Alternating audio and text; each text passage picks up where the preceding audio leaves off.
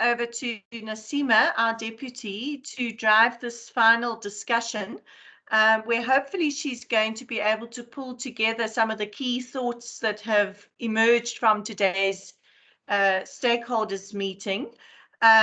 We have recorded also all of these sessions, so we'll do our best to make those available to everybody. And we also have you on our mailing list to keep in touch. So Nasima, I think without further ado, I'm going to hand over to you to do this final session. Thank you so much. Thank you, Julieta. Okay, hello everybody once again, and I would like to take this opportunity to thank all the presenters for their powerful and engaging presentations. I'm just going to do the wrap up now and go through what our presenters presented today, but I'm not going to focus on I'm just going to highlight on the main important points, and I'm going to also then focus on what the way forward is. So Professor Jansen drew our attention to the problem of small imaginations that emanate from our research. We need to consider this seriously and begin to start thinking and acting differently. We need to start thinking in a way that we consciously think of ourselves as what Henry Giraud calls transformative intellectuals. If we're going to embark on big imaginations, this calls for critical thinking and action that moves from the normative ways of being, as Professor Ibrahim highlighted. We are making a big noise, but this noise needs to be now turned into action. This can only happen if we become more critically conscious and invite practitioners and the larger ECD sector to develop a critical conscious behavior. For example, we need to strive towards a more democratic struggle for early childhood education in South Africa. If we think and act critically, we will understand that early childhood education is not just about the production of skills, but it is also about the construction of knowledge and identities. Therefore, we need to ask ourselves, whose future, whose story and interests does early childhood represent? Professor Ibrahim focused on the importance of reconceptualizing early childhood education in South Africa to facilitate exchanges that challenge mainstream ideas regarding how children learn and grow. We need to make a breakthrough to out-of-the-box thinking. And this, like I said earlier on, calls for real action. We can do this if we focus on research that focuses on children's rights. And she also highlighted children's welfare, children's access to care, nurturing care and education, amongst others. Just focusing on children's rights in South Africa, there's a strong focus on children's protection rights and little emphasis on children's participatory rights. So this is an area of study that needs to be engaged with. She also indicated the importance of taking on an asset-based approach to our research with children, families, and communities, as they have rich experiential knowledge to share with us. And our research should not just be on these findings in terms of what does their knowledge tell us, what does it inform us, how does it implicate, what implications does it have for practice, but we need to find new innovative research approaches in terms of how we can research with parents, children, and communities in a collaborative way to bring change to early childhood education with them as being active partners in the research process. She also built on the importance of social capital and the need to utilize participatory methodologies like I indicated just now, that value the voice and actions of these participants. Professor Atmore called for an activist approach to early childhood education, considering the financial and social challenges the EC sector faces. A strong political commitment needs to come to the fore in relation to how the ECE sector can hold hands and voice together the unattended needs that are prevalent within the sector. It is really shocking to hear that the political parties have not placed a pivotal emphasis on the priorities of the ECE sector for the upcoming elections. His ideas on possible research projects are interesting and could be included in the future RIGS program. All the presentations today have have very important implications for how we need to shape our research agenda for SARISI. Zelda Adendorf from the DHET included the important progress of ECD policy developments. But of course, we know that we still have a long way to go. We still have a long way to go in terms of how policy is actually going to pan out in practice. So what is the way forward?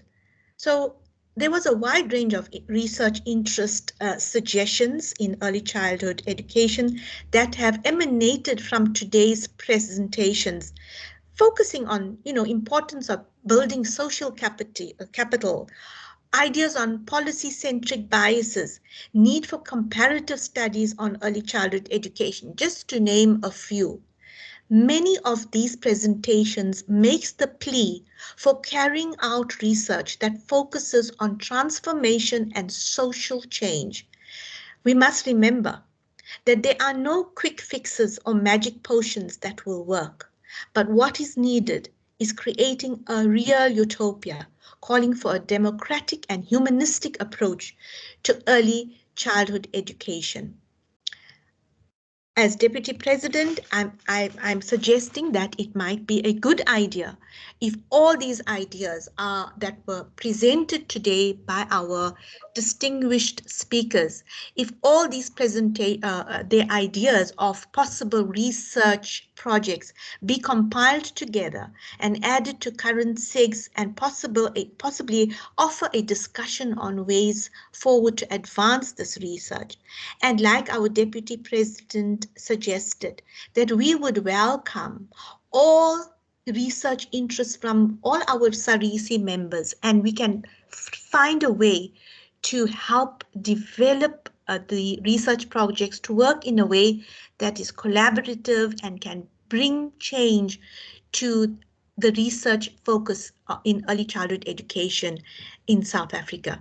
We were also very happy to hear that Professor Janssen supports possible research projects that can be conceptualized by the by SARISI, and he would find a way of also helping us develop the professoriate in the ECC sector.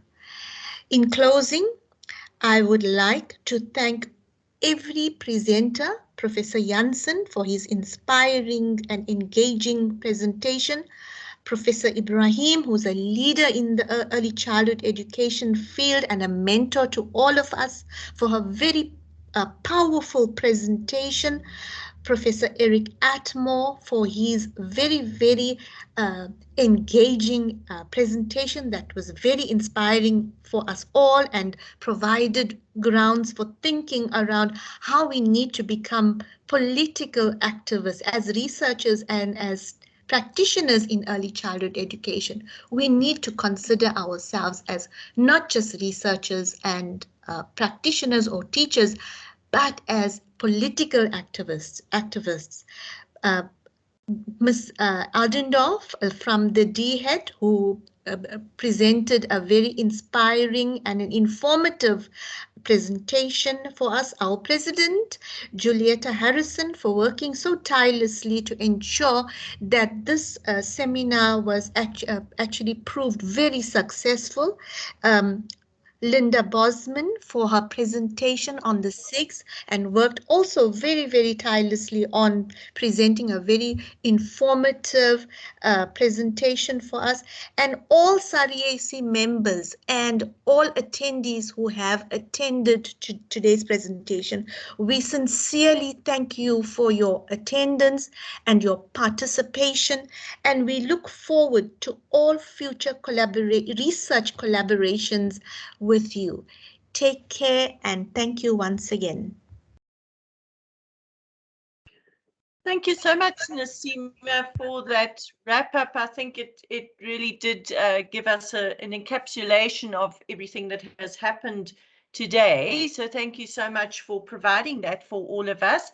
I'd like to just open the floor for any final comments from our delegates. Perhaps some of you might like to share whether this has indeed been a useful meeting. Or any thoughts on anything that we have done today are always welcome. So just a few last thoughts from everybody, or anybody would be most welcome.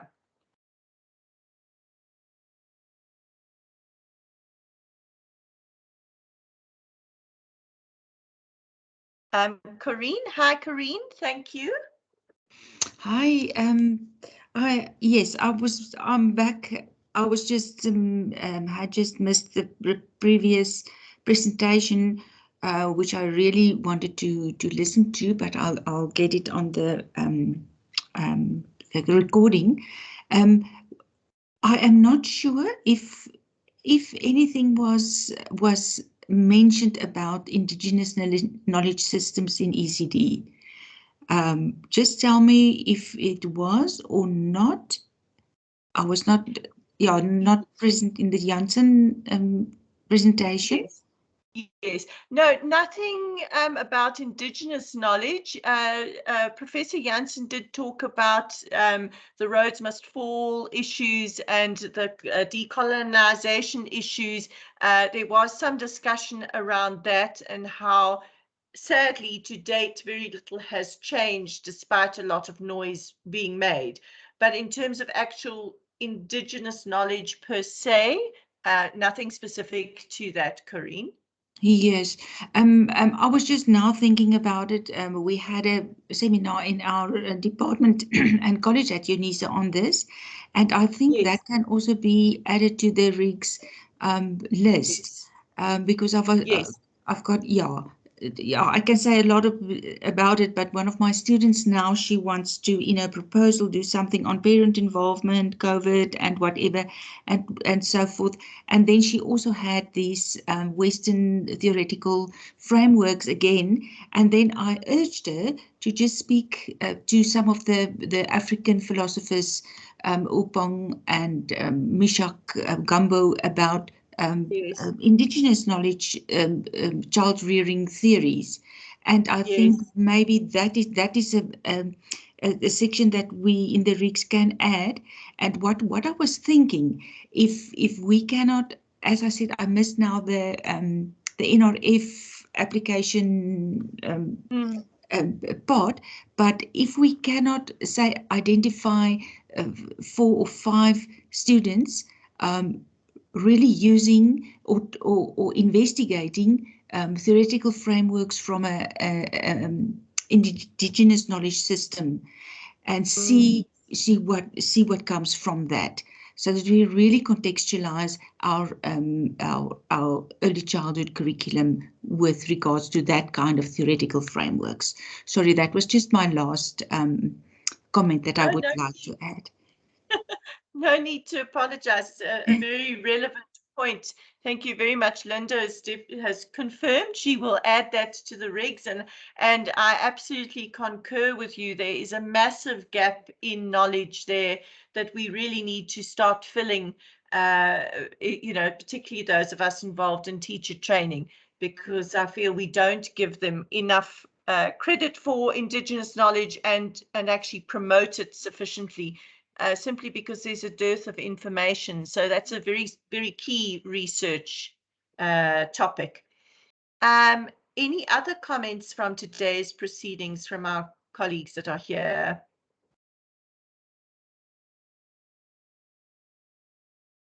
I think from my side as president of SARISI, I definitely feel we've taken quite a giant step today. We've opened a door very wide. I'm really hoping we can walk through that door and start to bring about some real change. So I have found today's proceedings extremely valuable, and I appreciate everybody's attendance. Hasina, would you like to add something? Yeah, I just wanted to thank everybody, Julietta, you and the team for organizing this. And I think that it has opened up SARISI in terms of its thinking and so forth. And it's, it's good that you mentioned the wideness of what is possible. So I think that what needs to happen next is to have a reflection session and to have that what course are you going to take, and why are you taking that course? And it's from what Linda's presented. Also, there are goals already. The goals need to translate into a work plan for 2022. So we need to really look at that. Are we taking on board all of the goals? Are we taking, some of it and deliver well on it? That's my position. So, yeah, I think that we really need some conversations around this here. But thank you very much, everybody. And I think it was a brilliant session in terms of giving us food for thought. Thanks, Hasina, and thanks for that validation. It's always appreciated.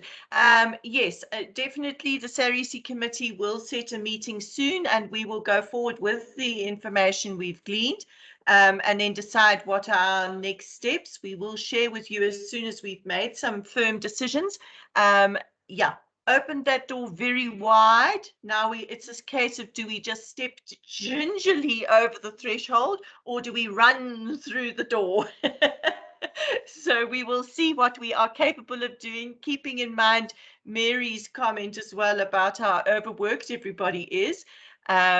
We will see what is manageable, and I am definitely a believer on not just having meetings. There has to be action, real action that follows from this sort of meeting. So definitely we will follow up. If there are no other comments from delegates, then it just really remains for me to thank everybody for your engagement. Thank you to those of you who typed questions in the chat, for sharing that with all of us and with our keynotes. Lots of issues raised, lots of work to do, but I am absolutely inspired and confident that together we can achieve that work. So thank you so much. Take good care.